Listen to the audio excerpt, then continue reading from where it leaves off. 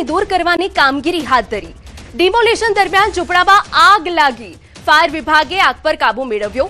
અગાઉ નોટિસ આપ્યા બાદ તંત્રએ કામગીરી કરી। તંત્રની કામગીરી સામે સ્થાનિકોમાં પણ રોષ જોવા મળી રહ્યો છે।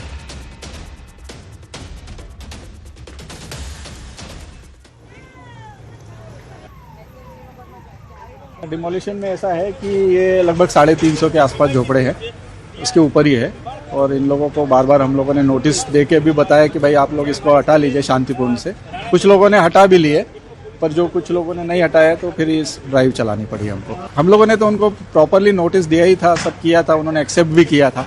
पर अब ये ऐसा है कि वो कर रहे हैं ऐसा, बाकी ऐसा कुछ है नहीं। बाकी शांतिपूर्ण तरीके से हो रहा है सब। ઝૂંપડપટ્ટીમાં ડિમોલેશન દરમિયાન અનેક ઝૂંપડપટ્ટીઓ છે તે અત્યારે એમાં આગ લાગી રહી છે। આપ દ્રશ્યોમાં પણ જોઈ શકો છો કે ફાયર વિભાગ છે તેમના દ્વારા સતત આગને જે છે એ કાબૂમાં લાવવાના પ્રયાસો હાથ ધરવામાં આવી રહ્યા છે। અત્યારે ડિમોલેશન દરમિયાન અત્યારે ઝૂંપડપટ્ટી છે ત્યાં જે છે એ આગ લાગી હતી। ઝૂંપડપટ્ટી છે તે પણ અત્યારે બળી અને ખાસ થઈ રહી છે। જો કે બીજી તરફ ફાયર વિભાગ દ્વારા જે છે સતત આગ પર આજે કાબુ લેવામાં આવી રહ્યો છે। પાણીનો મારો ચલાવીને આ જે છે આગ ઓલવવામાં આવી રહી છે। ખાસ કરીને જે ભક્તિનગર જે સ્ટેશન વિસ્તાર છે ત્યાં નજીકનો વિસ્તાર છે ને અહીંયા અનેક ઝૂંપડપટ્ટીઓ પણ આવેલી છે ને અત્યારે જે છે ડિમોલેશનની કામગીરી હાથ ધરવામાં આવી રહી છે। તો બીજી તરફ આગ છે તે પણ સતત જે છે એ ભભૂકી રહી છે। આ ઝૂંપડપટ્ટી છે તે ઝૂંપડપટ્ટીઓમાં આગ લાગી રહી છે। આપ સીધા દ્રશ્યો જોઈ શકો છો કે જે રીતના આ જે ઝૂંપડપટ્ટી છે ત્યાં અત્યારે જે છે આગ લાગી છે અને ડિમોલેશન દરમિયાન જ ફાયર વિભાગની ટીમની પણ મદદ લેવામાં આવી રહી છે।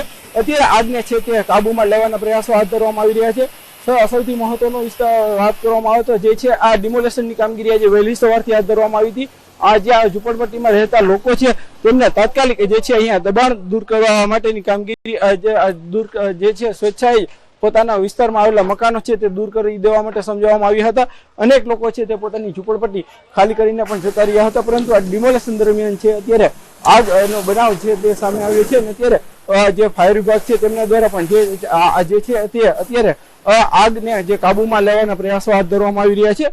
જે અનેક જે ઝૂંપડાઓ છે તે પણ અત્યારે આગમાં બળી રહ્યા છે। હાર્દિક જોશી, ન્યૂઝ 18 ગુજરાતી રાજકોટ। તો બે અલગ અલગ દ્રશ્યો અમે આપને બતાવી રહ્યા છીએ। એક તરફના દ્રશ્યો એ છે કે જ્યાં ડિમોલિશન દરમિયાન આગનો બનાવ બન્યો છે, બીજી તરફ કે જ્યાં મહિલાઓમાં આક્રોશ જોવા મળી રહ્યો છે અને પોલીસનો કાફલો છે કે જે આ વિસ્તારમાં ખડકી દેવામાં આવ્યો છે। એક તરફ આક્રોશનો માહોલ છે અને એક તરફ ડિમોલિશનની કામગીરી થઈ રહી છે। રાજકોટ શહેરમાં ફરી એક વખત બુલડોઝર છે તે તેમનો અવાજ ગુંજી ઉઠ્યો છે। રાજકોટ શહેરના લક્ષ્મીનગર અંડરપાસ પાસે આવેલી 300 થી પણ વધુ ઝૂંપડપટ્ટીઓ છે તે અત્યારે હટાવવામાં આવી રહી છે। આપ દ્રશ્યોમાં પણ જોઈ શકો છો કે જે રીતના અલગ અલગ જેસીબી મશીનની મદદથી અત્યારે અહીંયા જે છે ડિમોલેશનની કામગીરી હાથ ધરવામાં આવી રહી છે। જે છે અહીંયા આવેલી અનેક ઝૂંપડપટ્ટીઓ છે તે છેલ્લા 2 દાયકા કરતાં પણ વધુ સમયથી અહીંયા ઝૂંપડપટ્ટીઓ હતી તે ઝૂંપડપટ્ટીઓ છે તે અત્યારે હટાવવામાં આવી રહી છે। આપ સીધા દ્રશ્યો જોઈ શકો છો કે જે રીતે અહીંયા આવેલા કાચા મકાનો છે તે પણ પાડવામાં આવી રહ્યા છે। જંગલેશ્વર બાદ જે છે ફરી એક વખત રાજકોટ શહેરમાં જે છે એ ડિમોલેશનની કામગીરી છે તે હાથ ધરવામાં આવી રહી છે। ખાસ કરીને રેલવે પોલીસ છે, સ્થાનિક પોલીસની મદદથી જે છે અત્યારે અહીંયા ચુસ્ત બંદોબસ્ત પણ ગોઠવવામાં આવ્યો છે। આશરે 300 કરતાં પણ વધુ પોલીસ જવાનો છે તે અત્યારે અહીંયા બંદોબસ્તમાં છે। મહિલા પોલીસ સહિતના અલગ અલગ પોલીસ છે તે પણ અત્યારે ચુસ્ત સુરક્ષા વ્યવસ્થામાં અહીંયા ગોઠવાઈ ગયા છે। ખાસ કરીને રાજકોટનો આ લક્ષ્મીનગર અંડરપાસ વિસ્તાર છે અને અહીંયા જે છે એ છેલ્લા ઘણા વર્ષોથી આ ઝૂંપડપટ્ટી વિસ્તાર આવેલો હતો।